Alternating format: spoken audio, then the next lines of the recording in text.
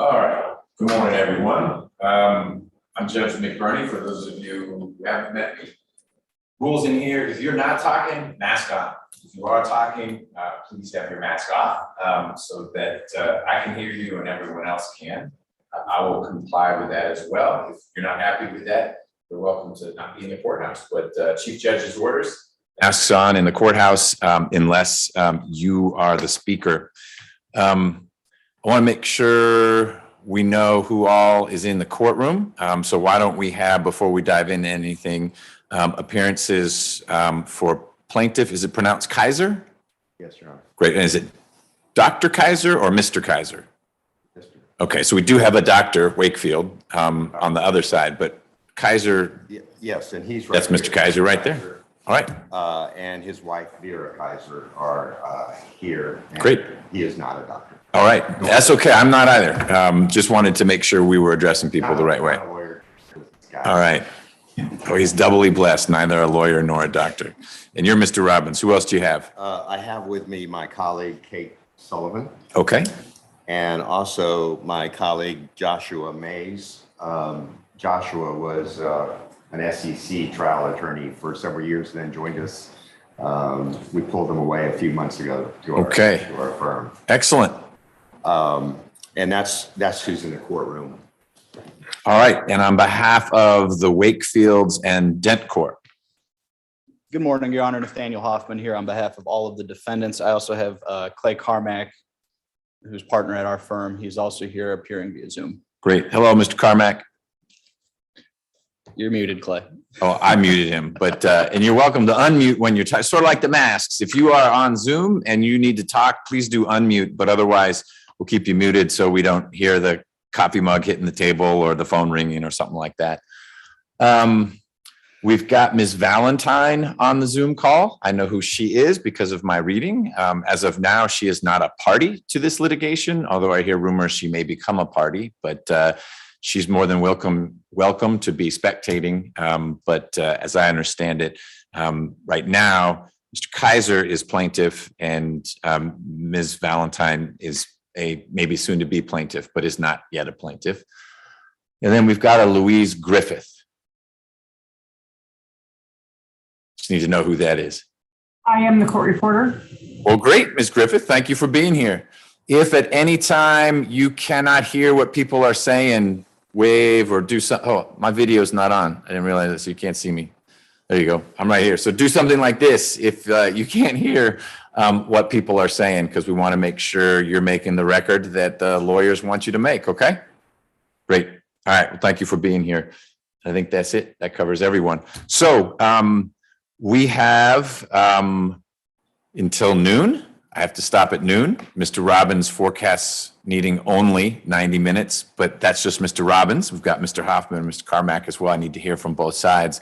As you're planning, you're talking. I meant that for the two of us. The whole thing. As usual, lawyers are woefully wrong. Good. That's my best guess, Your Honor. Well, I'm letting you know our immovable stop, which is noon. If we finish before then, all the better. But you've got 1 hour and 57 minutes from now. We're here. I'm giving both sides my overview of why we're here. And then I want both sides to say, that's not quite why we're here. And then I'm going to turn it over to Mr. Robbins and his team to present what they want. And I'll certainly hear from Mr. Hoffman and Mr. Carmack as well. So Mr. Kiser is seeking a TRO. And he wants 3 forms of temporary immediate injunctive relief. Number one, and I assume most important in his mind, he wants $666,667 set aside somewhere because he's invested it, he says, into Dentcorp, and he is worried that he's not going to get it back, and he wants it put in a safe place. There is also a request that Ms. Valentine's $50,000 be set aside. I'll hear Mr. Robbins, or who will be doing most of the talking for plaintiff. So I'll hear Mr. Robbins explain briefly why I would have any authority to do anything for Ms. Valentine, even though she may be the most deserving person out there. She's not a party. So I don't know that we're going to get a lot of traction with that at this juncture. Second, Mr. Kiser would like basic financial records from Dentcorp because he perceives himself to be a member of Dentcorp, and those records would be from August 11th of this year onward. So not historical, other than historical over the last 4 months or so. And finally, Mr. Kiser is looking to get any documents or records relating to, in quotations, material decisions that Dentcorp may have made since August 11th of this year. Again, because Mr. Kiser believes that because of his investment of $750,000, he is entitled as a member to, if not participate in, at least get information about material decisions that the company makes. I guess I need to rewind that second request for financial records. It's Dentcorp and related affiliates. And I don't claim to understand all the relations, but there were a whole bunch of companies that were listed in some of the affidavits that were provided. There's some things that were sealed, meaning they were redacted. The whole PowerPoint that I haven't seen. I'll need to understand why things need to be sealed and redacted. I would not want anyone to get Mr. Kiser's social security number.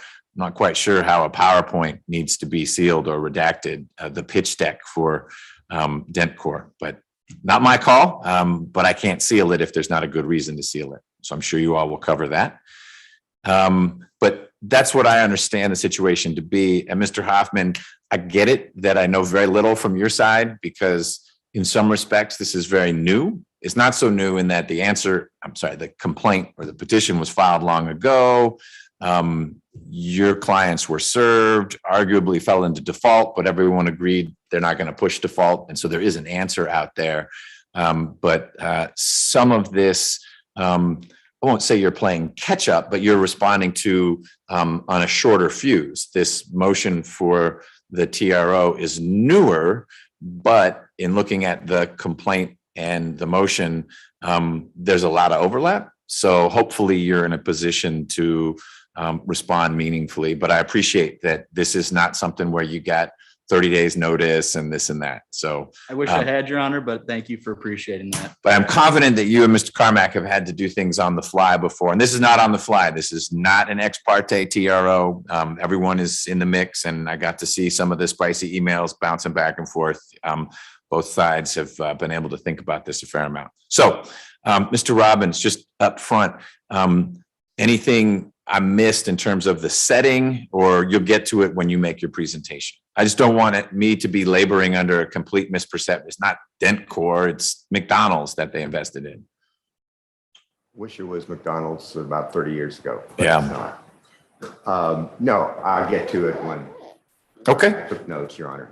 Mr. Hoffman, and will you be doing most of the speaking? Mr. Carmack, I'm fine either way. I just want to know who. I will be doing most of the speaking, Your Honor, and Great. I believe that your summation of what plaintiffs are looking for today is fair and accurate.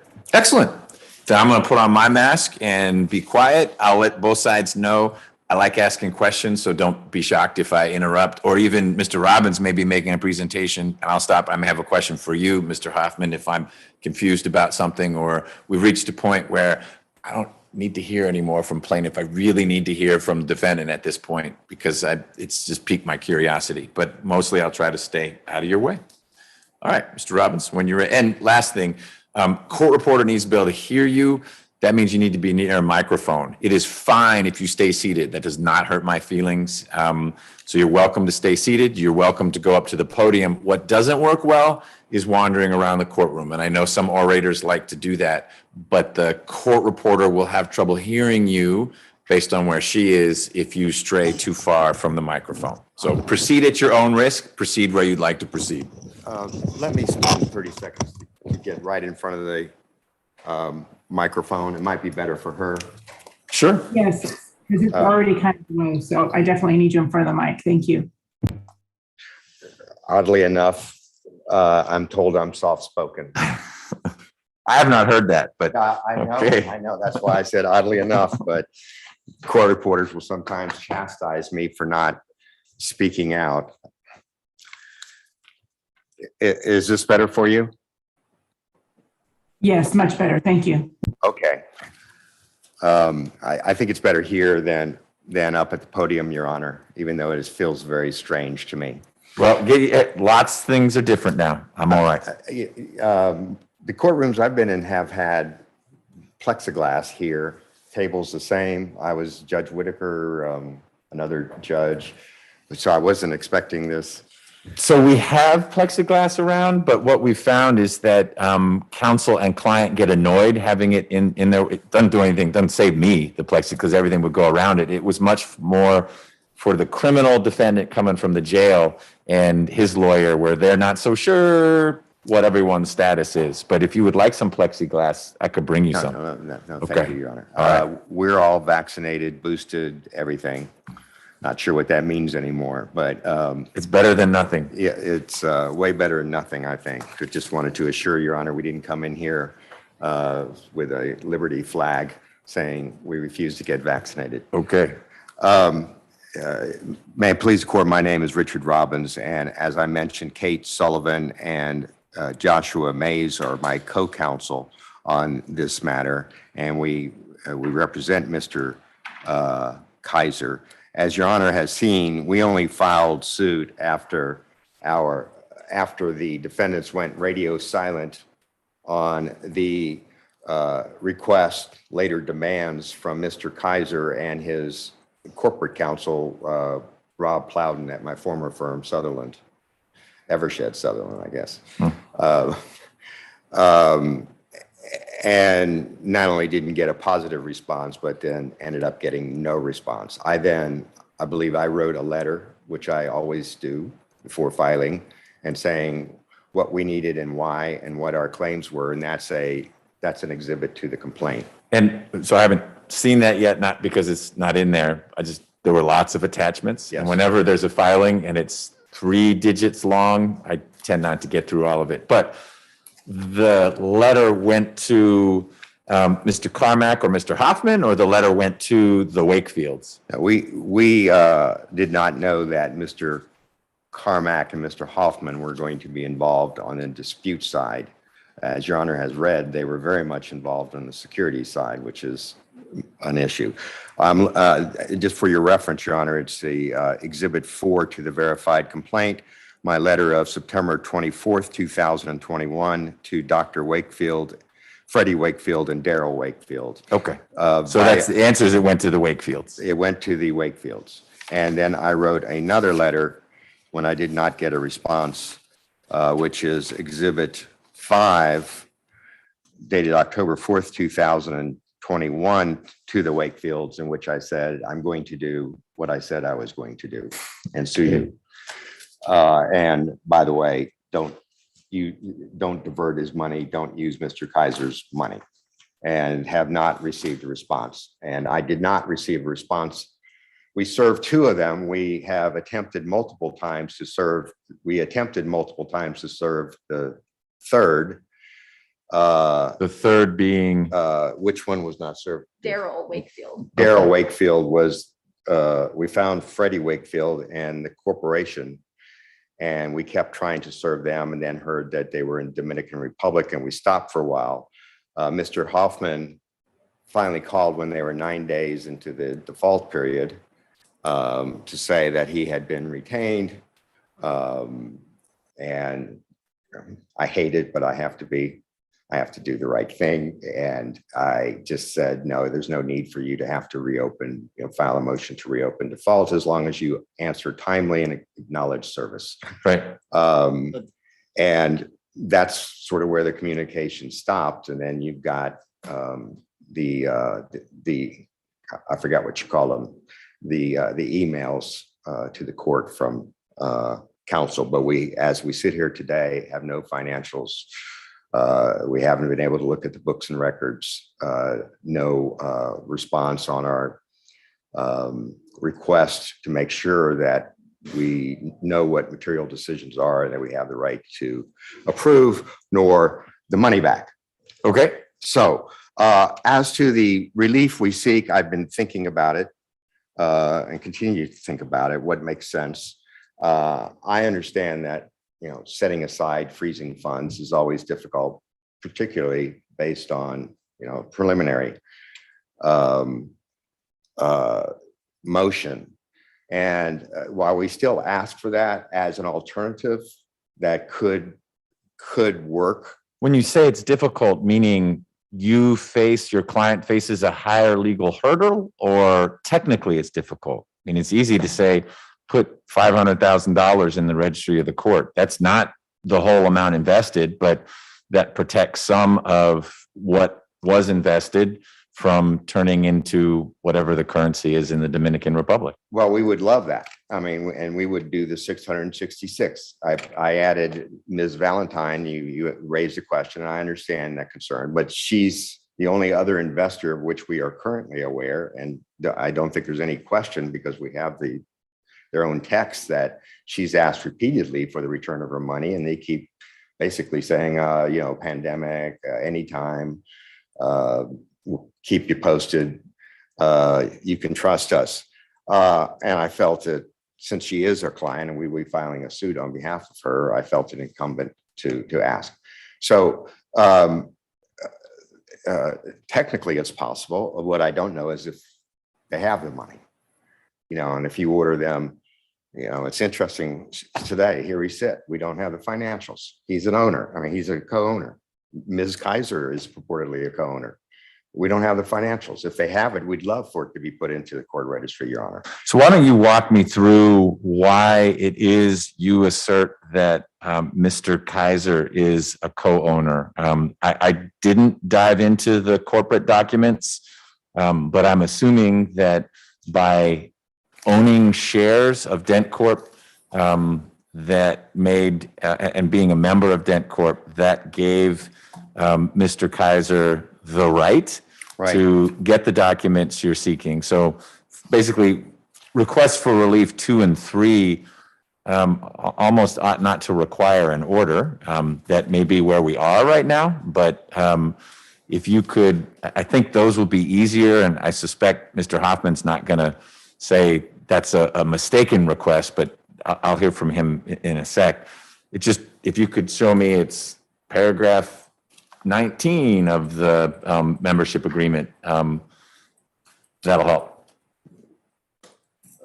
Happy to, Your Honor. And obviously I was going to walk you through these, and happy to do that. Okay. Now. You can go whatever order you want. Some of it, I don't know that we need to march all the way through, but you cover what you want to cover. Judge, you're the judge. You get to tell me what you want to hear and when, and I honor that.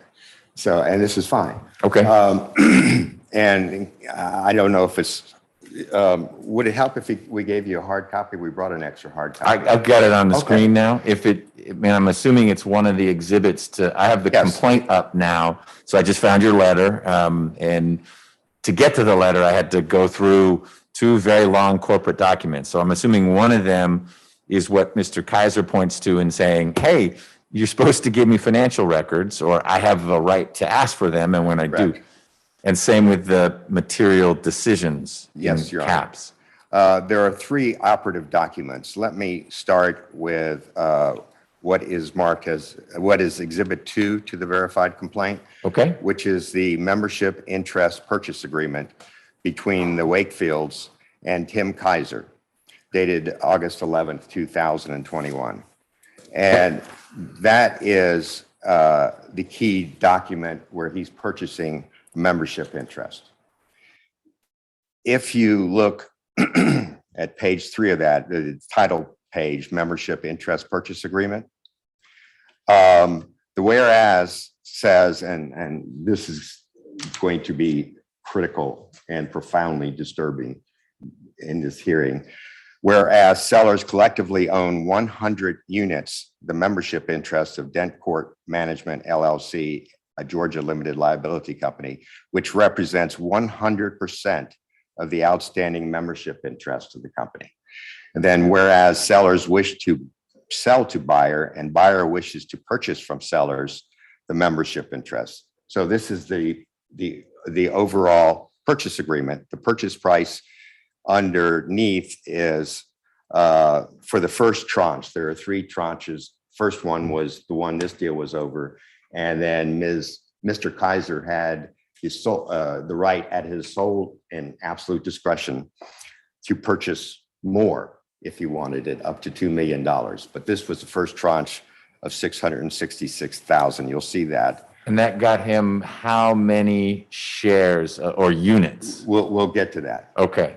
We'll get to that. Is it not an easy answer? Like that got him 66 units or that got him 10 units? No, it's because I forgot the exact number. Okay. There's a All document. right. So we will get to it. That shows it, and I don't want to say anything inaccurate to the court. Is it not peculiar that in the membership interest purchase agreement, it doesn't say how many units Mr. Kiser would get for $750,000? Well, there are more documents. Okay.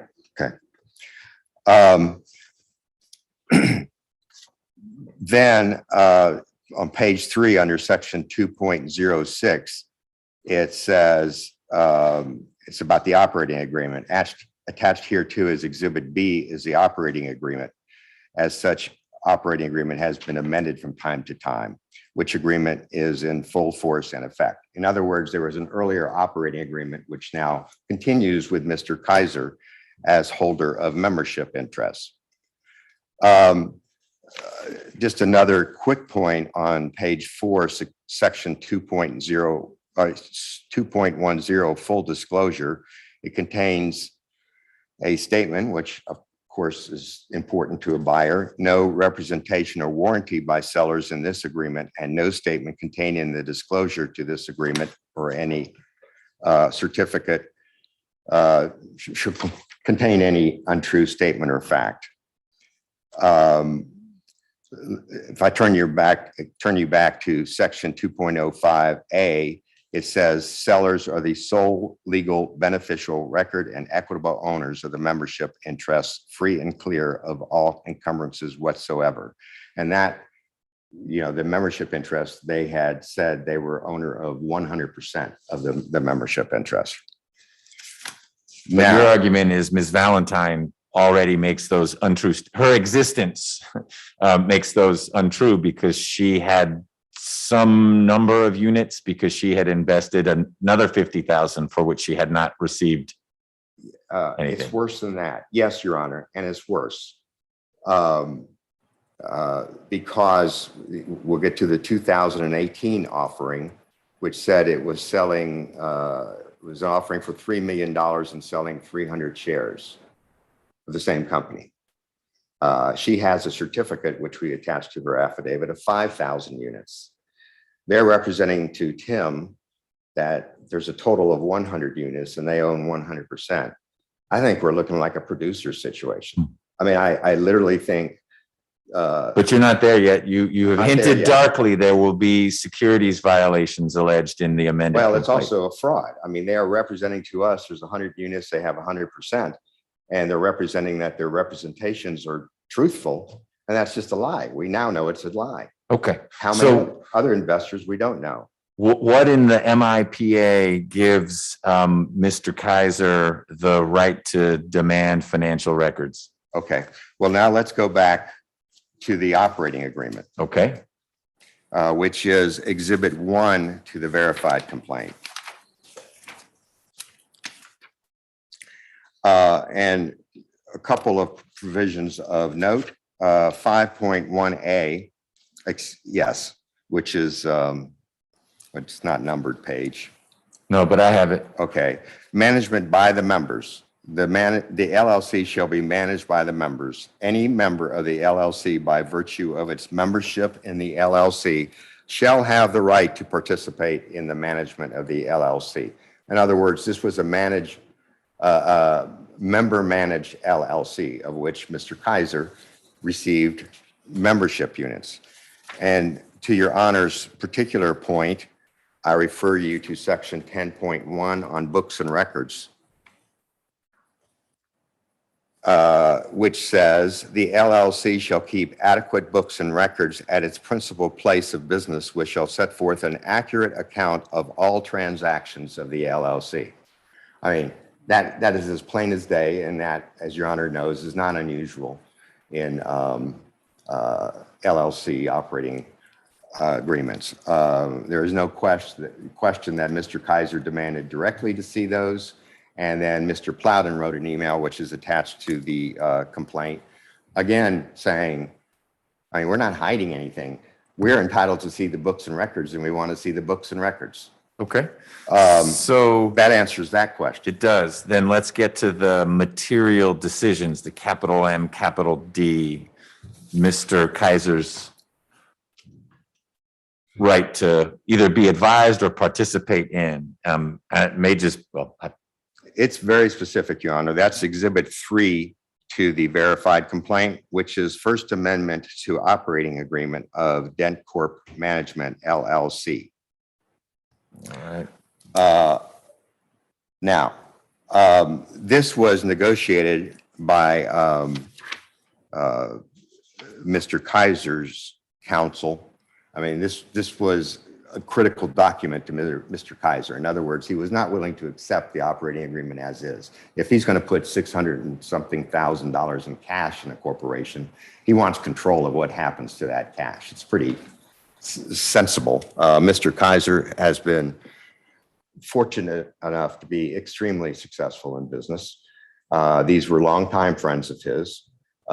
He wanted to help, but still he wanted protection. But walking through this, and there's a reference by the Wakefields why this didn't apply is because he wasn't a member or he was a minority member. It wasn't quite clear. But just so we start with the first paragraph, it refers to Freddie Wakefield and Darrell Wakefield as the original member collectively, and Tim Kiser, the investor, with all of them referred to as the member. Then it refers to the first whereas refers to the February 2018 operating agreement, which I just showed you, Your Honor. And this is an amendment to that operating agreement. Yep. And it looks like in 2A, investor, Mr. Kiser, is made a member. So he's a member. Yeah, investor is hereby made a member of the company. I don't know how it could be clearer. So then material decisions come up in Amendment 2D, management by the members. Yes. Okay. Now, this says, Section 5.4, notwithstanding any provisions of this agreement to the contrary, no managing member or any manager or office of the company shall have the authority to adopt any material decisions without the unanimous approval of the members. The members. Now, Mr. Kiser at this time it was represented to him that there were now 3 members, Mr. Wakefield, Dr. Wakefield, and Tim Kiser.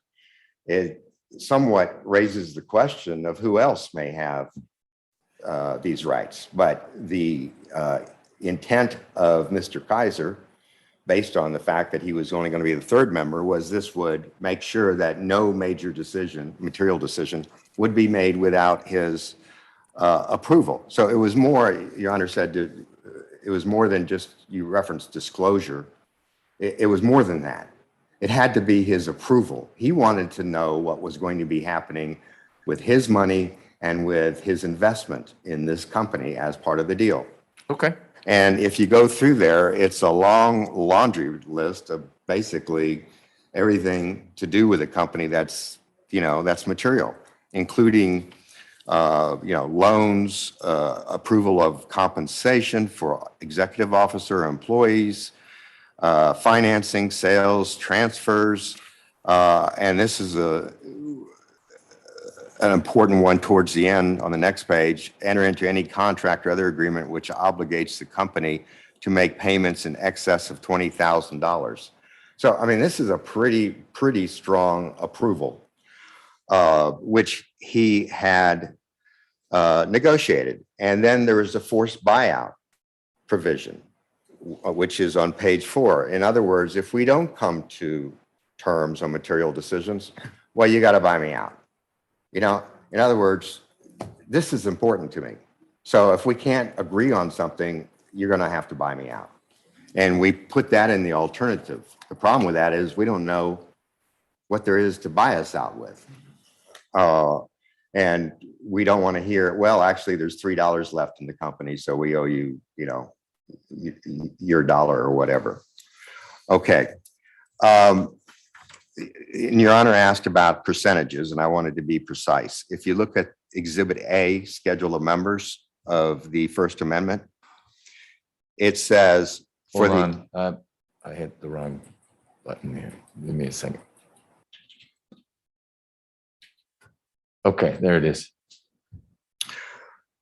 so I told you we would get there. And So he got 11.2 units.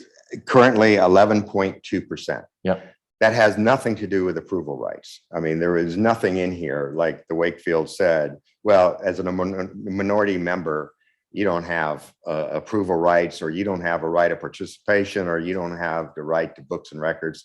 In fact, if I may editorialize, the whole point of those kinds of provisions is so the majority members cannot oppress the minority members.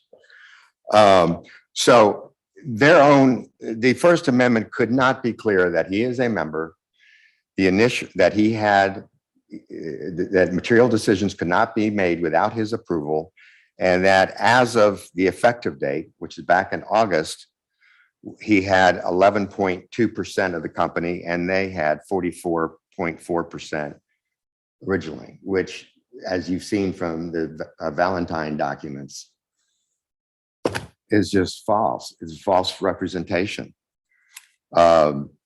According to her document, she had 5,000 units. So technically, I suppose she's the 99% holder, Super owner. super duper owner of this company. Well, let me pause you, if I may, and ask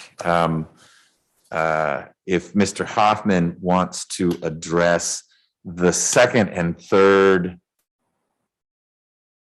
demands for relief that Mr. Kiser is seeking, because I want to understand before Mr. Robbins goes further and educates me more, based on documents that it appears both your human client signed, Mr. Kiser is entitled to financial records as well as really to be a part of material decisions. And if he wasn't, then he certainly ought to know what material decisions, if any, have occurred on or after August 11th. These don't seem like particularly profound or complicated demands, and they seem warranted based on the documents that we're all looking at. So unless it wasn't your client's signature, or the words have a surprisingly different meaning than they appear, seems like we could get closure on request for relief 2 and 3 pretty quickly. So tell me why you think I'm mistaken on that. I'm happy to address that, Your Honor, and we do not dispute that my client's signatures are on these documents, and we don't dispute what these documents say. As far as pre-suit requests for documents, I wasn't involved with that. My clients responded themselves. As far as the requested relief sought, I don't disagree that Mr. Kiser is entitled to that information. I do disagree that the mechanism to get that information is through a demand for an injunction. I think that a request for production of documents served with a complaint, which would have been due last week, could have had those documents in hand much sooner. So while I don't dispute that those documents are relevant to this litigation, I don't dispute that Mr. Kiser is entitled to those documents, but the mechanism being used to try to procure those documents on an expedited basis is improper. Okay, so that's very helpful. Yes, Mr. Kiser should get those things, probably should have gotten them when he asked your clients for them. You're not your clients. You're not here to say why your clients did or didn't, well, it doesn't sound like they did, why they did not provide these things, but you agree that what is being sought through request relief 2 and 3 are things to which Mr. Kiser was really entitled to day one, and I don't know when he started asking. It sounds like he's asked in a variety of ways, and he's currently received nothing. But you're simply saying he should get it, and let's get this through expedited discovery, but why the heavy hand, the truncheon of injunctive relief to get those things? Yes and no, Your Honor, and I hate giving answers like that. Yes, I agree he's entitled to these documents. I believe that his requests were directed to my clients. I don't know how my clients interpreted those requests. I really haven't gotten into their minds yet. but I posit to the court that seeking an injunction demanding the production of these documents in 2 days isn't the right way to get documents. Okay. That's helpful. So Mr. Robbins, you can, when you want, say, here's why this is the mechanism we're using, but I don't think that any of us need to spend more time on requested relief item 2 and item 3. Your Honor, Yes, sir. I'm sorry, I wanted to add something to what Mr. Hoffman said, but I was having trouble getting my mute button off. No problem. I'm all ears. Can everyone hear me? Yes, sir. Yeah, there's one fatal flaw in the request of Mr. Kiser on item, I'm calling it item 3, which is the request for information on material decisions. There has to be a material decision. Keep in mind, there was an extensive laundry list. Mr. Kiser only became an investor as of August 11th, 2021. He began demanding information on material decisions almost immediately. The very nature of calling something a material decision means it's not a daily, ordinary course of business decision. So we are taking a leap of faith here on their side to say, we need all the information on material decisions. There's absolutely zero evidence that there have been any material decisions. So on request number 3, our client is happy to comply, but there's nothing to provide is the problem. You can't invent a material decision that didn't exist. Okay, and that may be right. I guess I'm not going to speak for Mr. Robbins or Mr. Kiser, but perhaps your client saying, and maybe they did, hey, Mr. Kiser, there have not been any. Of course, there haven't been any. If there was one, you'd be in on it because of our operating agreement as amended. We can't make a material decision without you, which is why you haven't heard about anything. And Mr. Robbins may say, boy, I find that hard to believe, but that's not where we are right now, whether he believes there have been material decisions or not. It's whether what Mr. Kiser ought to get in connection with that third request. And what I'm hearing you say, Mr. Carmack, is he hasn't received anything on that front because there haven't been, just as an example, the appointment or change in the outside tax advisor to the company or. Correct. The company hasn't been sold. Yeah. Right. They have not modified the annual operating budget or business plan. It is a lengthy list. It's 29 different items that qualify as material decisions. And it does sound like there has not been a disposition of all or substantially all of the assets of the company. We'll see how that plays out. But that's a great point, Mr. Carmack. It doesn't change the fact that Mr. Kiser ought to get some form of feedback from his fellow members when he asks about that. But now that we've got lawyers in place, I think we've got some good conduits for that information to flow. Agreed. All right. Thank you. So back to you, Mr. Robbins. Like I said, I don't think we need to cover a whole lot. Number 2, because it's been acknowledged. Yes, Mr. Kiser should get these things. There's a question about the technique employed to get them. And you'll talk about that, but I don't think we need to dive into the MIPA or the operating agreement or the amendment much more because you got me right to where we needed to be. Okay. Obviously, we had a right on 5 days notice. And if September emails from lawyers and an September letter from me, which was, I don't think, ambiguous, doesn't do it. And the filing of a lawsuit doesn't do it. The only thing that will do it is a court order. And yes, we would like them sooner than later. It is always a red flag when a company refuses to provide financial records and information, particularly to somebody who is a co-owner. That is quite disturbing, and the sooner the better. They've had plenty of time to do it. If, as Your Honor noted, it is talk about a fatal flaw in an argument. It is hard for us to determine whether there have been any material decisions until we have access to the books and records and have the ability to question the Wakefield sooner than later. I think it's in his affidavit. Mr. Kiser was advised, when he wanted his money back, that they had. Make sure you're closer to the microphone. Sorry. It's okay. Mr. Kiser was advised when he asked for his money back that they had spent it. That was like 600,000, and he had loaned an affiliated company 350,000 a few months earlier. So he's got $1 million, over $1 million invested in this company and affiliates. And then, of course, he hears from Joanne Valentine and sees the text from the Wakefields to Ms. Valentine saying, sorry, we don't have your $50,000. Yes, we have a problem. Okay. I'm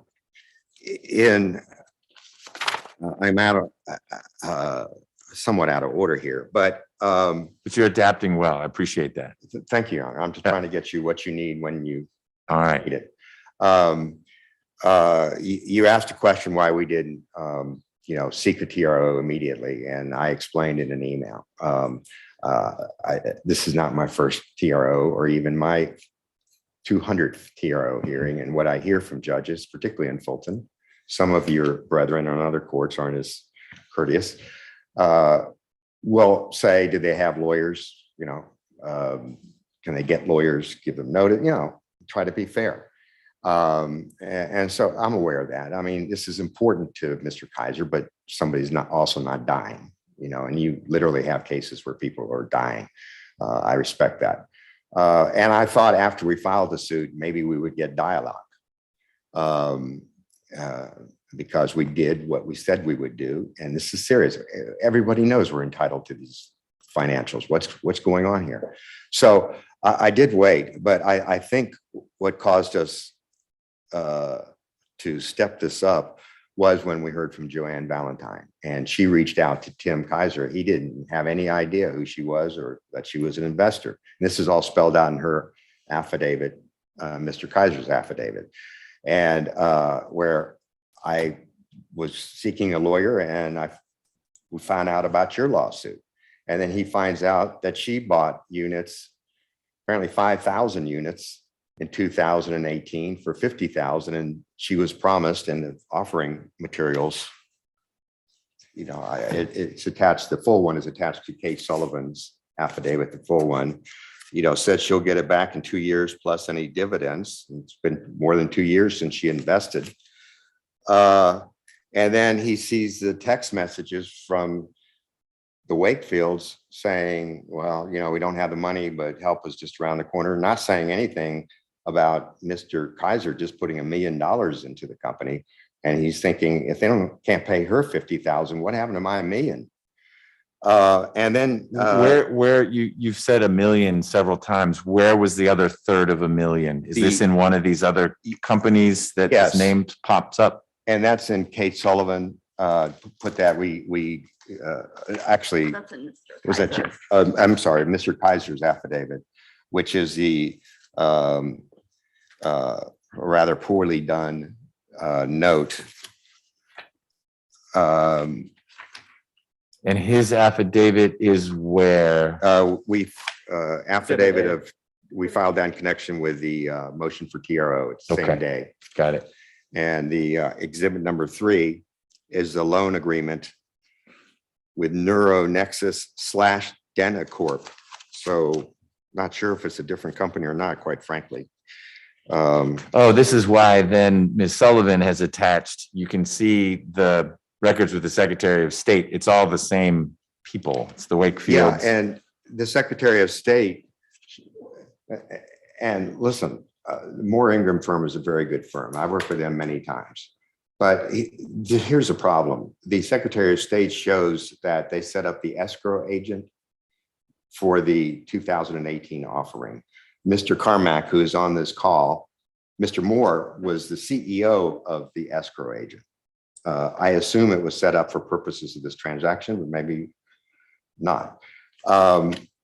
Payments were literally made, if you look at Ms. Valentine's affidavit, were made to the attention of Mr. Carmack, the lawyer you just heard from, the Dentcorp CO for the Mr. Carmack. He's the point of contact for the escrow agent. His bio is in the offering. Presumably, they have a list of members. They were raising $3 million presumably they have a list of the members and presumably have information on what happened to the money, because the idea was it was supposed to be the minimum. And if it doesn't, it goes back to the investors, which it didn't. And if they met it, it would go to the company. We don't know what this firm has, but I'm sorry, but they're knee deep in this. But Ms. Valentine showed us the text messages, showed us where she has a document saying she has 5,000 units in this company, which, as you can imagine, came as quite a surprise to Mr. Kiser. It technically vastly exceeded his 666,000. She told us the text messages that I told you about, and then she was good friends with the Wakefields, and she had a lot of information on their lifestyle, their trips to Dominican Republic, that they were telling her they were thinking about moving a business to the Dominican Republic, buying property in the Dominican Republic, and that they have, I think, just in the last 2 weeks, took about 30 people to the Dominican Republic, which I presume cost more than $20,000. Driving expensive cars, bodyguards, drivers. On whose money? Where is our money? And that's why we spent a great deal of time talking with Ms. Valentine, not only for her benefit, but for Mr. Kiser. And when these people are reportedly living lavishly, and she knows them. I mean, this is not like she's making this up, and they're in the Dominican Republic. While we sued them over this, and we don't have access to the financial documents and know what's going on, know whether there have been material decisions. Yes, we need a deposition sooner than later. So you seem to be bleeding a little bit into expedited discovery, and we'll talk about that. Yes. We are doing okay with time, but I want to close the loop with your presentation on the equitable relief you're seeking, so I can hear from Mr. Hoffman. Certainly. I feel like we've covered items 2 and 3, Yes. and you've covered 1, but I keep redirecting you and asking questions about things. If there's more you want to share with me as to why Mr. Kiser is entitled to injunctive relief that would have the effect of requiring the defendants to somehow set aside Yes. 2/3 of $1 million, whether it's put in the registry of the court or in escrow account at Mr. Hoffman's firm. That's what I'd like to hear. We will talk about expedited discovery. Okay. Let me address the first point. I have provided you with information why we are very, very concerned about where Mr. Kiser's money is, not only what he was told, but being locked out of any insight to the company, them suggesting he has no rights under a strange theory, and then hearing about Valentine and seeing those texts. Okay, so he's very concerned. As to the legal claims, and there'll be more with the securities claims, obviously, which may be in this court. It could be part in federal court, where Joshua Mays is helping me sort through that. I'm not a securities expert. We have a breach of a contract claim, clearly being shut out of the financial information, misrepresentations, not only on other matters, which are always squishy about what was said, what was not said, but if you just look at nothing but member, I mean, that's a material misrepresentation. We moved to rescind promptly. I'm finding out the basis for it, which means we get our money back. In case you didn't know what rescind meant. And so there's fraud, rescission, and breach of contract. And on breach of contract, to be charitable, at a minimum, there's a mutual mistake. They're saying we didn't get these rights. That wasn't their intention until he bought all $2 million. We say, which I think is supported by the document with complete clarity that we're made a member. As a member, we are entitled to not only the books and records, but we are entitled to approval of material decisions. But if we're just, if there is a mutual mistake and that's not your understanding of the deal, it's not my understanding of the deal, okay, we can just walk away, give me my money back.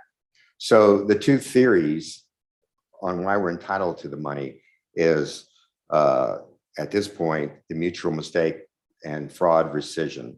The reason for setting aside is what I just told you about the spending of the money, the text messages. So it's not just us making it up. The testimony of Ms. Valentine, the testimony of Mr. Kiser, that they were just saying what they were telling Ms. Valentine, which is, well, we don't have the money, but we got another $10 million offering, I think they said, which I don't know if Mr. Carmack's firm is handling or whether that was just a complete made up story. So that's the basis for seeking number one. I did bleed over in number two, because whether it's expedited discovery or TRO, it's sort of neither here nor there, but we're willing to move very, very quickly. These are not records that are hard to obtain, and they're supposed to maintain them.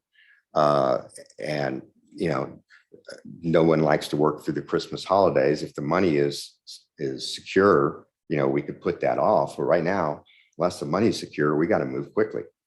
How do you envision securing the money? It can be paid into the registry of the court. It can be kept in escrow. It can be kept in escrow with defendants counsel, as long as they, obviously agree not to release it from escrow without a court order. And I did include Ms. Valentine's money. Like I said, we have another investor who's owed money. I just think it's fair. But that's where I am on that. I offered an alternative if your honor does not wish to set aside to at least have an order preventing any kind of distributions, bonuses, compensation, out of ordinary course payments. Is it again, I didn't read every paragraph of every part of the agreement. Was Mr. Kiser guaranteed a return on his investment, or simply his investment got him an ownership stake? He's a member. And so if he then used the buyout provision, he'd get his money back, or someday later, these illiquid assets, the units, could be sold, and that's how he would earn a return. It wasn't an offering like Ms. Valentine, the 2018, where she was guaranteed a high return. People ask me first, anytime you're guaranteed a high return, think real hard. He would be, as an owner, he would be entitled to distributions, of profits as provided in the LLC. He was not entitled to any specific return, as well as, of course, the growth of the company. If it was growing like they said and was sold off, he would get a healthy return for his interest in the company. And the alternative, as you noted, is that if there was an agreement on material decisions, he could force them to buy them out. And then the units would have to be independently valued. And if it were at this juncture, Mr. Kiser would get 11.2% of what Dentcorp was valued at. That would be correct. Okay. And so if it was valued at something less than what 11.2% equaling 2/3 would get to, at 100%, then Mr. Kiser would get back less than his investment. If it was just a forced buyout, which if it was a forced buyout and the independent appraiser says this company is worth X, that is something less than what the math would show you the units were worth, then Mr. Kiser realizes a loss. Right, which is why, but obviously we're not willing to commit to that approach until we see the financials. I would just, The point is, one way or the other, he was supposed to be getting money. He had the ability to get money. He had the ability to get money. We don't know if the company is bankrupt. We don't know if the assets have been transferred. We don't know if it's worth 20 million, which would be thrilling. Right. and would be highly unlikely. Right. Okay. We don't know anything. Got it. Mr. Hoffman, what are your thoughts about this first area for the requested relief? Which, as I understand it, is not quite at this juncture, give me my money back, although that might make Mr.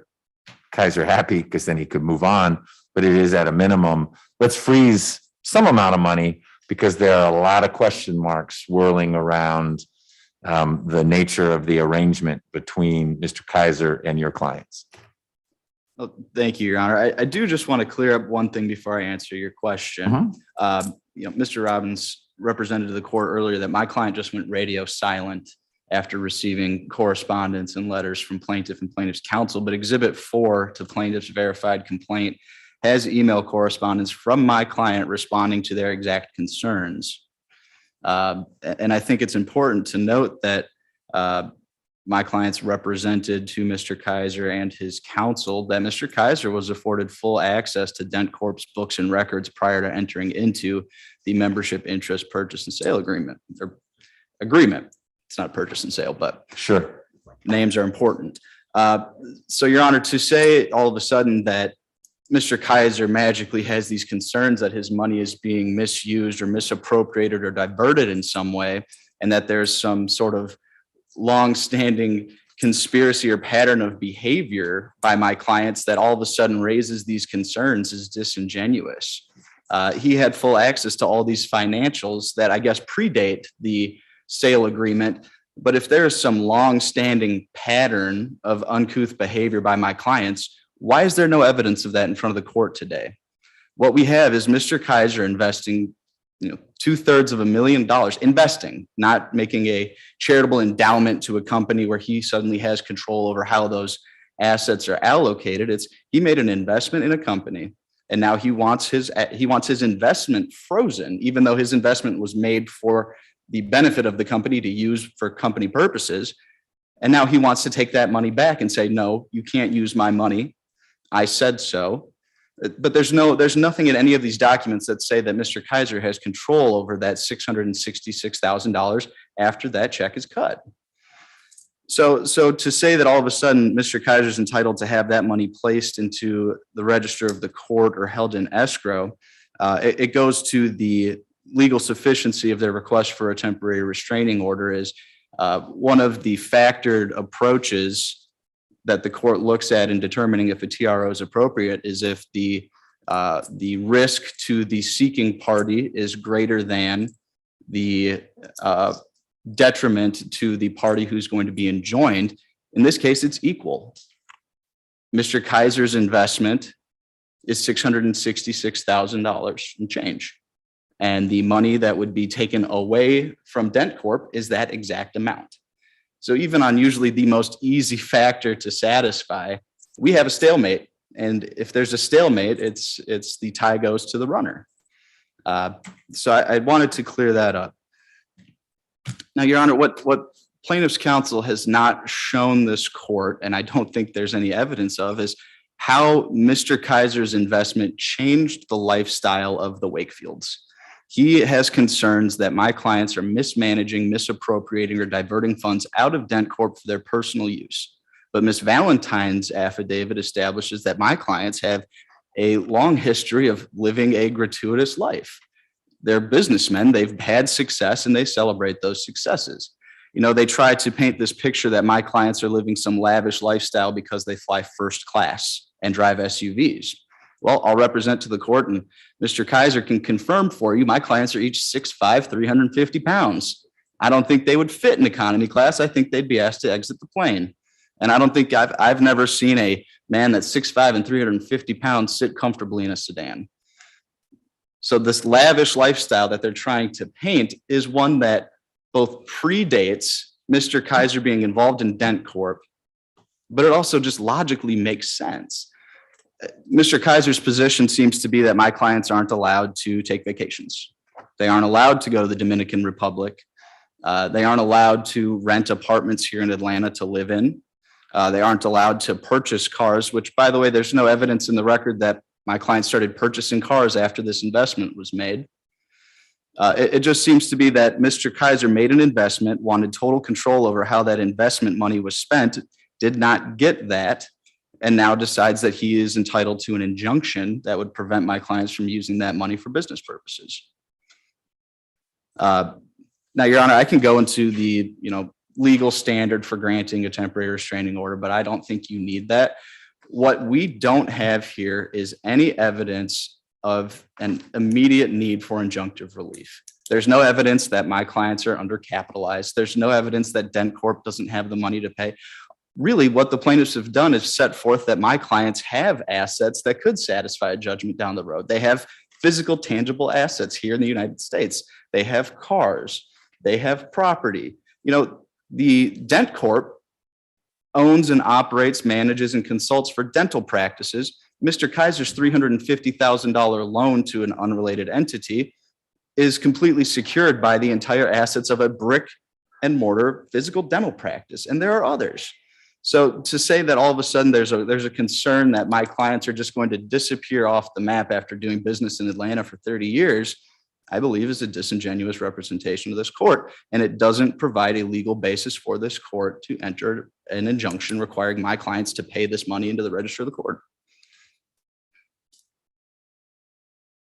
Got it. Thank Can you. I add? And tag team. Yes, sir. Yeah, I just wanted to add one thing. The other important point is when you look at the membership interest purchase agreement and the First Amendment to operating agreement, which Mr. Robbins went through with Your Honor previously, there's absolutely no restrictions, and I don't think logically there would be, saying that our clients are not allowed to play golf. There's nothing in there that says they can't travel. There's nothing that says they can't board a plane. This was not some kind of indentured servitude where they had to stay housebound with an ankle monitor, and we're not allowed to leave the country. We're not allowed to travel. We're not allowed to play golf. We're not allowed to go out to dinner. So I don't understand the leap where we go from they like to play golf and have nice drinks and go to the Dominican Republic means they are somehow absconding with his money and moving overseas and never coming back. I think there's been a big leap there, but there's absolutely nothing in the membership interest purchase agreement or the First Amendment operating agreement that says our clients have to spend the money Mr. Kiser invested on what he tells them to, or that restricts their ability to live their lives as independent business people. And Your Honor, if I may, there was much ado about this trip down to the Dominican Republic in December with employees, friends, and escorts. And I have some documentation for the court today, if I may, or if you want me if you'd like to see it. My client did forward me several emails from back in April of this year, which significantly predates Mr. Kiser's investment, that my clients had been planning a company incentive trip for their employees to go down to the Dominican Republic, granted that they hit certain earmarks for profitability or whatnot. I don't have those exact metrics, but I have those emails. I also have photos from the company trip down to the Dominican Republic that Mr. Kiser and his attorneys have tried to characterize as some sort of hooliganism trip down to the Dominican Republic, when in fact it's a company-sponsored incentive trip that Mr. Kiser should have been aware of, seeing as he had full access to all the books and records before entering into the membership interest purchase agreement. Now, if you'd like to see those emails, I'm happy to provide them to you. Those may be healthy to exchange during discovery, but I don't need to decide today or anytime soon whether there was a trip with 30 coworkers or whatnot.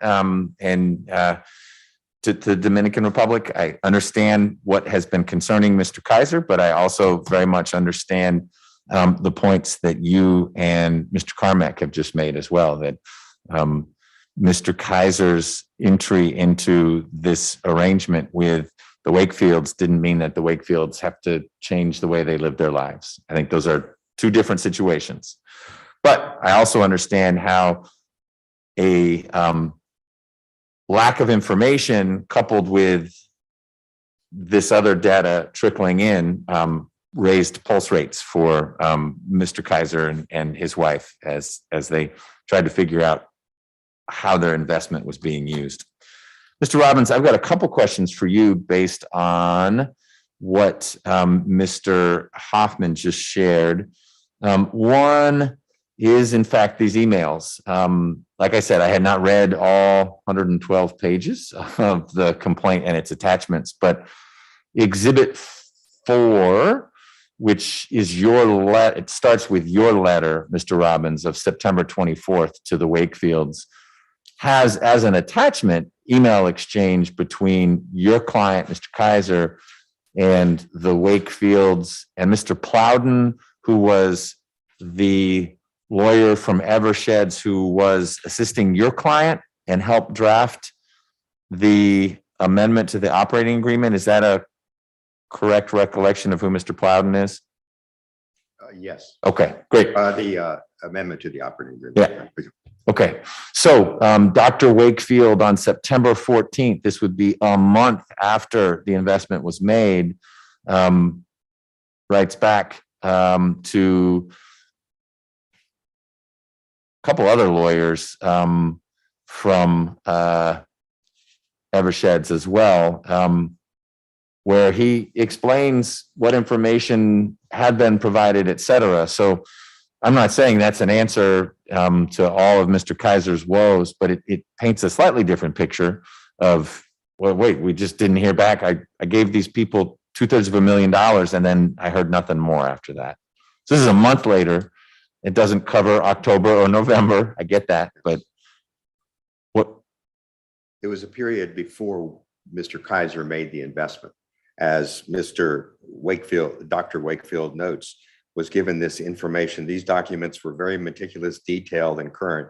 Mr. Kiser was given ample opportunity prior to making any decisions. So those were pre-agreement documents. Well, that's great. Now my money is in the company and, you know, I need to know what's going on. And you're not letting me see anything. And the answer is, well, you're not entitled to see anything because you're not a member. So those were investment documents, which he got. They were the basis on which he made an investment.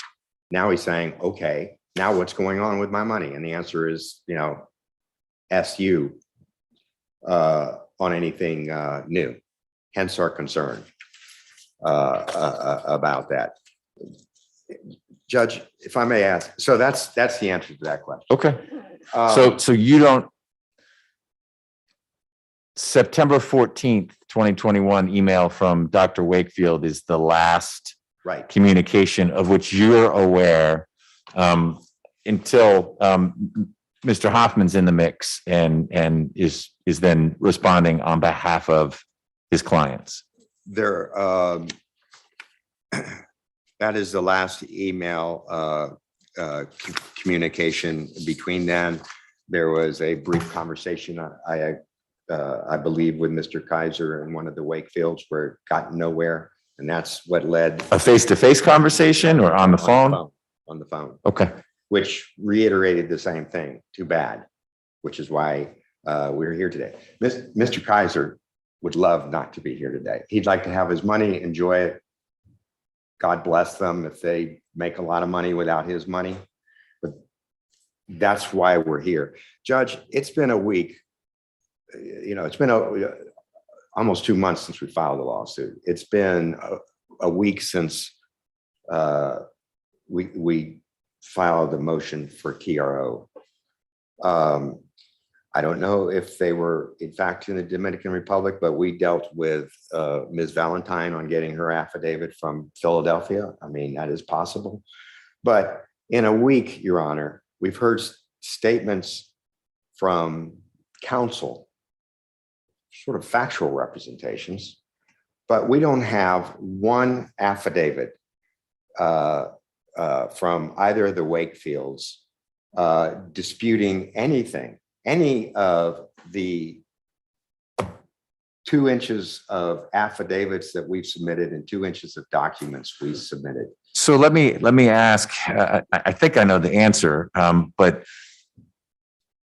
your client is concerned that he may never see his money again. Yes. A one basis for that is I asked for financial information that might reassure me, look, we've got an operating account with $10 million in cash. I'm less worried. He doesn't get to hear about that. Another reason of concern is you are getting information that the Wakefields are living lavishly. Not that there's anything wrong with that, because I didn't hear anything about hooliganism or anything like that. People, if they've got money, they can spend their money. They're entitled. It's their money, if it's their money.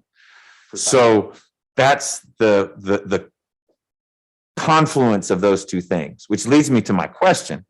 And it's a point that Mr. Hoffman brought up, Mr. Carmack echoed. Do you have evidence yet that the Wakefields are somehow judgment proof, as in, but for the $250,000 that Mr. Kiser injected, they actually wouldn't be able to go to Dallas, Georgia, because there's no money out there for them in any way?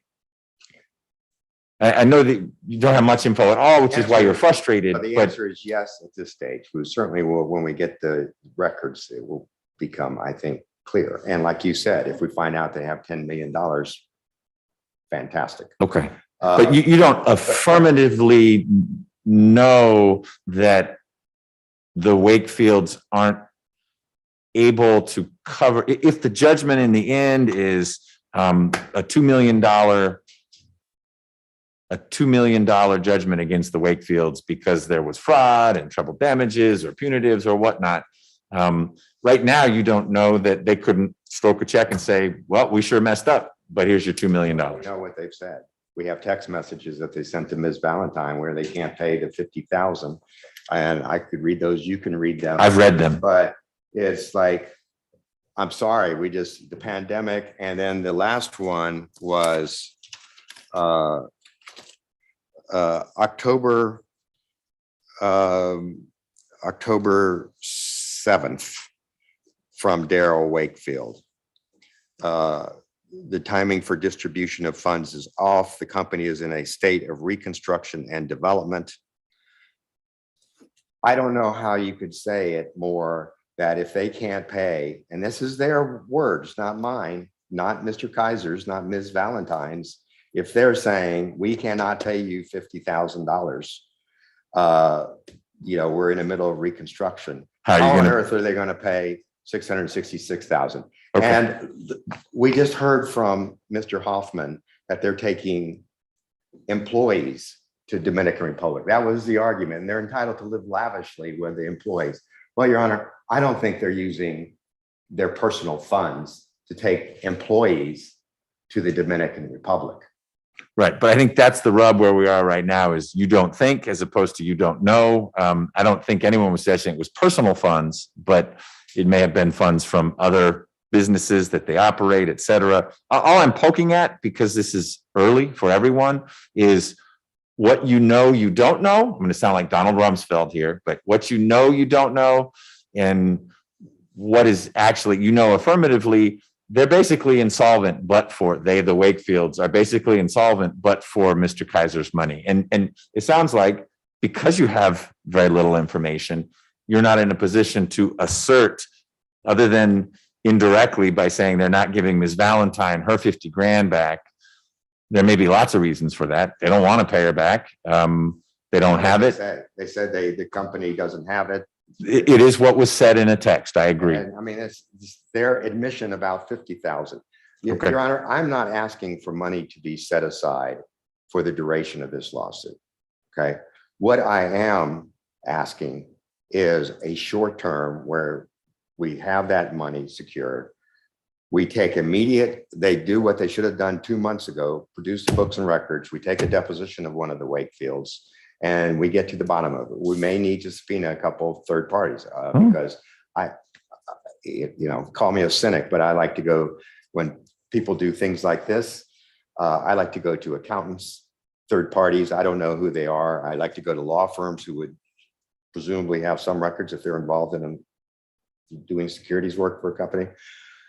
And it could be that we're just full of it and all is safe and sound in 6 weeks. I would put a side bet on that one. But so I'm just talking a limited period. And if it turns out that they have assets, lots and lots of people drive fancy cars that are loaned to the hilt. We put UCC1's case in Kate Sullivan's affidavits saying they have other lenders, including, we think, some of the same collateral that they pledged for our loan. They've pledged for other people's loans. It's easy to live rich on other people's money for a certain period of time, Your Honor. Got it. Mr. Hoffman, what are your thoughts about expedited discovery? Any reason I shouldn't, given the concerns and in some ways I'm not going to call it an alternative because I haven't decided quite yet how I come down on the TRO, but certainly I think it was one of your points. It's as an alternative to an order saying do this now. It would be discovery needs to happen in certain parts of discovery need to happen in a much shorter time frame to address some of the, we'll call it uncertainty that's out there. And Your Honor, I'm going to circle back to what I said before. We are dealing with a request for relief on an emergency basis right now. If Mr. Kiser had served request for production of documents along with his complaint, he would have documents in hand today. So to come before the court a week ago and say, I need expedited discovery, I need all of these documents. So I'm going to interrupt you. I normally don't, but that's a little rich given that your client's answer wasn't filed until about a week ago, 2 weeks ago. Your clients fell into default. So this notion that we should have any confidence that discovery, I don't get the sense your clients without you would have provided any discovery. And you're not in the mix officially until December 6th when you file the answer. That wouldn't alleviate my clients from their discovery obligations, Your Honor. Okay. Simple. If my clients had been served with requests for productions, I would have honored those requests as required by law. Okay. So to come before this court today and say that all of a sudden we need expedited discovery, they haven't even attempted normal discovery. They're placing this tremendous burden on or they want to impose this burden on my client, but it's sort of talking out of both sides of their mouths. It's everything is urgent today, but it wasn't urgent 2 months ago when the case was initiated. Daryl Wakefield wasn't even served at the end of November, but this is the most emergency situation imaginable, Your Honor.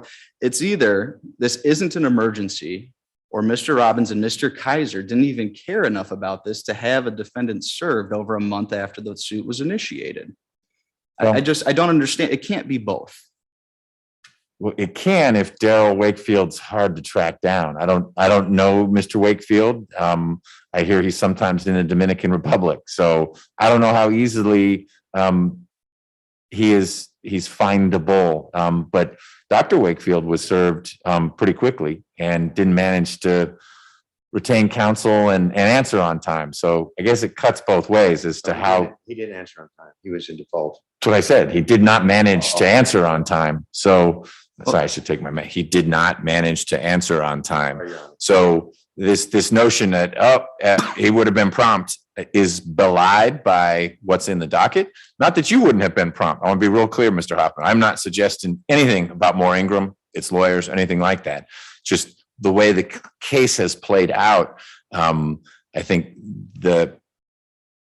it's a little less black and white than either side wants it to be. To your point, gosh, why don't you serve Daryl Wakefield if this is this emergency? Lock him down, figure out where he is. If he's findable, I don't know. Or file affidavits with the court that show attempts at service and then serve by publication. There are legal mechanisms in place for when people. Yeah, but that would have, we wouldn't even be done with the service by publication yet. All right, but back to my question. How do you, Mr. Hoffman, view expedited discovery as a different way to skin this cat? One is to deny the motion, but another would be to grant the motion in part, set aside the money. That's really not what I'm dialed into right now, but it's to say, you know what, injunctive relief, you must provide the following consistent with the management agreement, the operating agreement by date X. Another would be to, and really both could occur, but to say, I don't know that it needs to be a TRO, but I am going to expedite the discovery process with some specifics. It may take 6 months to wade through all this. I don't know that it needs to, but regardless of how long the end date for discovery is, within the first X days, A, B, C, and D need to be produced, and person E needs to be available for a deposition. That's not a order from the court in terms of injunctive relief, but it would be an order from the court modifying discovery a bit. Your Honor, plaintiff's counsel did file a motion for expedited discovery, and we really don't have an objection to that as long as it is on agreeable terms.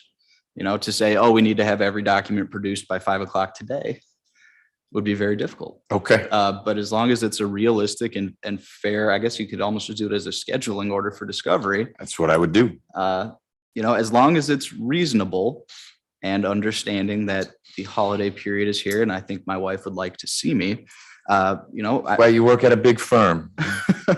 Your paralegals don't get holiday breaks. Oh, well, like the Wakefields, I like to treat my employees well. So, Your Honor, I don't have an objection to doing expedited discovery. Like I said at the beginning of this, I do believe Mr. Kiser is entitled to certain information and documents. It's just how he asks for it that matters. Sure. Mr. Robbins, right now, let's be agnostic about the form of the relief, an injunction, or a scheduling order. Lay out for me, please, what you see as an acceptable schedule for expedited discovery, what the components of what need to come ASAP in the next 20 days, et cetera, because we have to have this conversation anyway. And normally I do that by way of teleconference, so you don't have to come all the way down to the courthouse, but you're here. So let's talk about that. I suspect that I will be entering an order in some form or another that requires the defendants to provide the plaintiff with a fair amount of information real soon. And so I want to hear some specifics as to what that information would be and each side's view of what real soon means, given that it is December 20th. And I understand that, bearing in mind, they're supposed to have books and records for review by members within 5 days of request. Well, and that should inform some of what you're talking about. You know, and what we, and again, I split up things between a TRO and a expedited discovery. Well, and I just looked at your expedited discovery motion before I asked you, because I thought maybe you would have, but it doesn't. You got 7 days, I guess, is what you put in there for. Yes, and what I asked for in all of these cases is financial statements. Companies have, if they have weekly, let's have them weekly. Monthly, if they have monthly. The general ledger, which is the Bible of a company, which is very important. Would your client have already seen what or had the opportunity to see what the general ledger looked like as of, we'll call it August 1 of this year? Yeah. The email from Dr. Wakefield said, hey, Mr. Kiser got all this stuff before he agreed to invest all this money. And so really all we're talking about is refreshing the general ledger to the tune of 4 months. We got about 6 pages of materials, financial information, and we have, I think we put it in the record. I know we did in a presentation, a pitch. So this is the under seal PowerPoint. And the reason we put under seal, I don't believe it should be confidential under seal. In fact, I think it makes it more difficult. However, they are stamped confidential. And I didn't want to put them in the public record and then have them say. Dr. Wakefield put the word, or someone from Dentcorp put the word confidential on it. Okay. And, you know, I didn't want to create a claim against our clients. I don't believe they should be confidential, but abundance of caution. Okay. But and if you determine they're not confidential and they can be filed publicly, that's fine with me. Okay. We're not trying to keep it confidential. Okay. So no. Is that true for everything? That there were bits and pieces as I was reading up, where things said filed under seal, a whole litany of paragraphs about the sales pitch. It says filed under seal, filed under seal. Anything that plaintiff has said redacted or filed under seal is honoring a labeling that the defendants put on it. It's not. That is correct. Anything we have said to be filed under seal relates to the allegedly confidential PowerPoint or slide deck.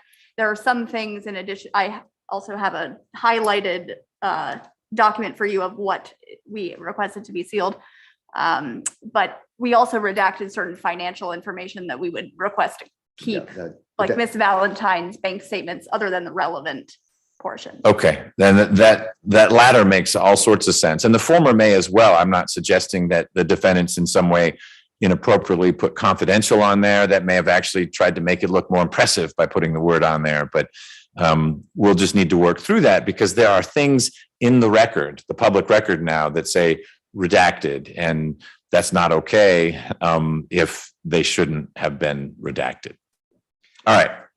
The way, so, you know, in these kind of cases, it's, I ask for the same things: weekly and monthly financials, general ledgers and bank statements for the benefit of Dentcorp, and any accounts for which they're a signatory. My concern here is they seem to have various subsidiaries, and they're rather loosely referred to, like in the loan agreement, as Nexogen or whatever it was, Neurogen / Dentcorp. So it's not clear to me. And documents relating to anything that would fall into one of the material decision categories. We heard a representation from counsel, but we have no affidavit or other information from the defendants on whether anything they have done falls into any of the 29 categories of material decisions. So that's what we're asking for. All right. Now, I did that in conjunction with the order because I'm okay, of course, with a longer period to produce.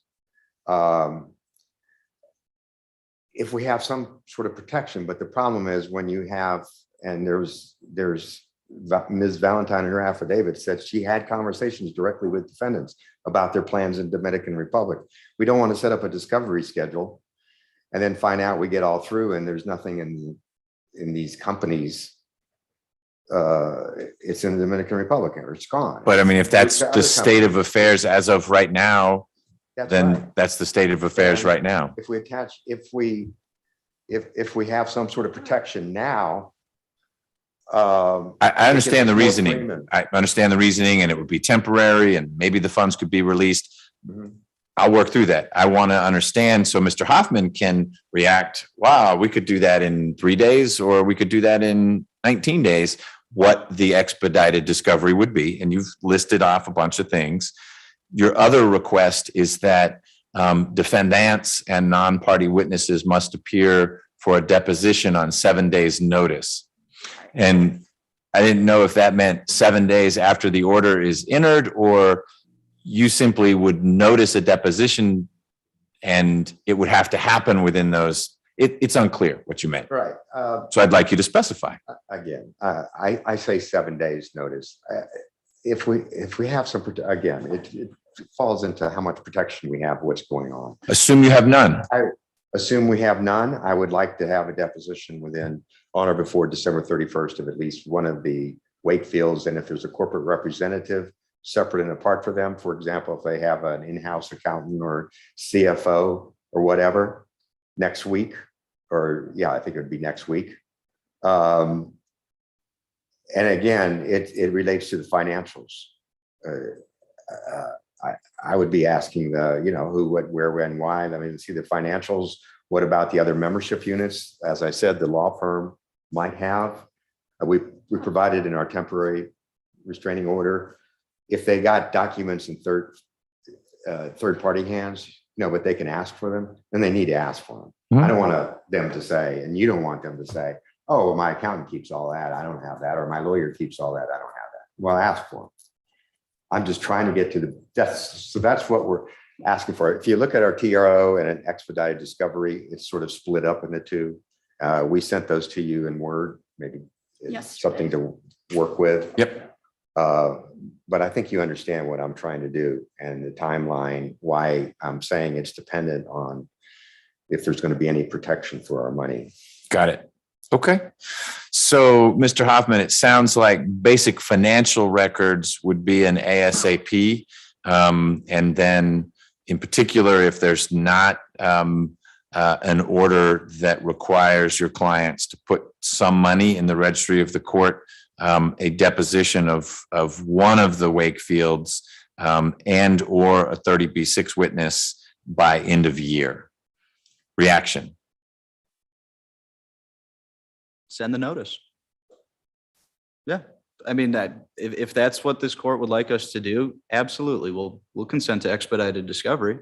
Okay. We would need, if they want a corporate representative to testify, we need to know the exact topics. I bet I could guess what they are, but Right. you know, I would need Everyone adequate would- time to prepare my corporate representative as well, but But folks would need to follow all the usual procedures so that there's no ambush or surprise. That's not the point of it. It just would move more quickly at a time of year when it's kind of complicated to move quickly. But I'm feeling and understanding the sense of urgency, and I don't think it's unfounded. I'm just trying to strike the right balance between the competing equities here, which is what I'm asked to do when considering granting a TRO. and Your Honor, I do just want to speak candidly with the court. We've already requested financial records from our client's third-party CPA. I was hoping to have those in hand with me today. Okay. So expedited discovery is really not going to be an issue because I believe that I will have in hand what they are likely looking for in the very near future. And the general ledger. I presume the CPA maintains. So I don't make any presumptions for You guys non-party. going back and forth doesn't need to be on the record. You can, that's okay. It's just hard for the court reporter to get all that. All right. Mr. Robbins, are there other things you wanted to cover this morning? You also had the motion to file part of the TRO motion under seal. That's this stuff about the pitch deck. Do you know, Mr. Hoffman, I'm assuming you've seen this PowerPoint. I have not. This pitch deck that is labeled confidential, is there anything in it that you would stake a claim on it ought to stay under seal, or you need to see it? I don't know if you've seen it. I don't mean to assume you have. I looked through it briefly. I would need to take a closer look at it if I was going to observe or assert a confidentiality claim to it. Okay. And I would need to speak with my clients as to why they put that tag on there, but that's something that I can get done very quickly. Great. Your Honor, we did send you the unredacted ones. We didn't file it with the court. Okay. How would I have, you sent it in the mail? You emailed it to Ms. Niles? Via email, we sent Ms. Niles an unredacted version of the TRO. Okay. I may have that. I don't need to look at it right now, but okay. It's not critical for right now. It is critical for docket maintenance. But what I'm going to do is give Mr. Hoffman a chance to look at it more closely and ultimately confer with his clients. And I suspect that the answer is going to be, this is nothing that needs to be redacted. But if it does, and there's a reason to do it, I'll do it. That needs to be articulated. So I appreciate the caution and the conflict avoidance, because it wasn't your label. And so you were honoring it. But we'll hear part of what I do as a result of today's hearing will address the defendant's need to respond to this question mark around the sensitivity of what is in the pitch deck. The bank records from Ms. Valentine, that's not controversial. The fact that if you have a bank statement of hers and everything is redacted except for what shows a transfer from her to the defendants or anything related to that's standard fare. That's not an issue. All right. So Mr. Robbins, you were going to tell me if you had anything else you had wanted to cover this morning. I just had remembered you had 3 motions. We hadn't talked about the third, but we just did. That's the TRO under seal. No, Your Honor. I'm pretty good on time. Yeah. We're doing well. 94 minutes. Well, and really, you guys didn't start talking until about 10:04, so it's about 90 minutes.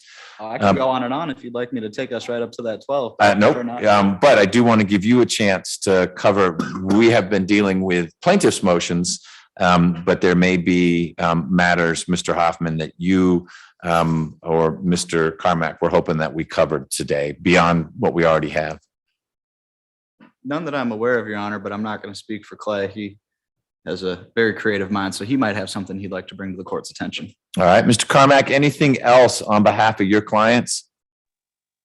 Yeah, I'm not sure it's really in the proper order, but we've sort of jumped all over the place as a group today. The one thing I'd like to point out, though, there are 3 defendants in this case, not one. And there seems to be a focus on, what the corporation may or may not have done. There's absolutely zero, as in none, evidence of anything about our individual clients' assets or what ability they have to satisfy judgment. So I would like the court to take that into account when considering their request on number 1. Thank you. Sure. No, I appreciate you flagging that. And I less artfully than you just did was referring to that when I was asking Mr. Robbins what kind of information he had yet about how judgment proof any of the defendants would be. And it sounds like Mr. Kiser got a little bit of information about Dentcorp's financials, but appropriately, no one has Dr. Wakefield's personal bank account information or Daryl Wakefield. So that's a great point. And it was sort of what I was getting at, that there are a lot of unknowns out there that may become more known as we get into discovery. All right. Well, this has been very helpful. And thank you for following me as I moved maybe in a route a little different than you had mapped out, Mr. Robbins, for your presentation, but it helped me get maybe sooner to some of the bottom lines that you were trying to get us to. So Ms. Niles and I are going to confer, and if we need anything else from one side or the other, email will go out to everyone, so you know what the request is. And even if we ask for something from Mr. Hoffman, Mr. Robbins, you're free to chime in saying, well, here's what I think about that, and that's fine. It will be Mr. Mays or Ms. Sullivan. I have a 1:30 hearing with Judge Williams. Okay. Well, afternoon, so it needs to be someone from Team Kiser that chimes in if there's something to chime in on. And we may not need to reach out at all. We've got a lot of information, but I will do my best to get an order out real soon, because I realize that the further into this week we get, the more complicated it is to get something done by the end of the year, because the latter half of this week, not a great time to be doing work. And the week between the Christmas day and New Year's isn't always real productive for some people. It may become more productive for some based on how this works out today. But that's why you guys are high-paid lawyers. You all, speaking of being high-paid lawyers, will take care of Ms. Griffith. I don't know if you agreed to split it, but she's here. That means someone invited her here and we'll be paying her. So you don't need to tell me, just don't leave her hanging. oh, well, I can't give her a check anyway right now. No, you guys can sort that out. Mr. Robbins, anything else before we go off the record on behalf of Mr. Kiser? No, Your Honor. Thank you. And Mr. Hoffman, anything on behalf of your clients? No, Your Honor. Thank All you. right. Thank you, everyone, for being here. And if I don't see you all, happy holidays. Thank you. Thank you.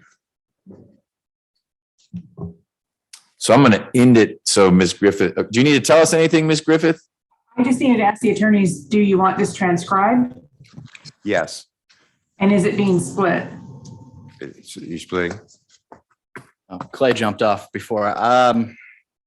We'll split in the takedown. We do not need to order a copy of the transcript. Thank you. If you send us a invoice today, we'll pay it. If you have credit card if you take credit cards, we can pay it today. Yeah, I've got to get it transcribed first, and then the office will send all that.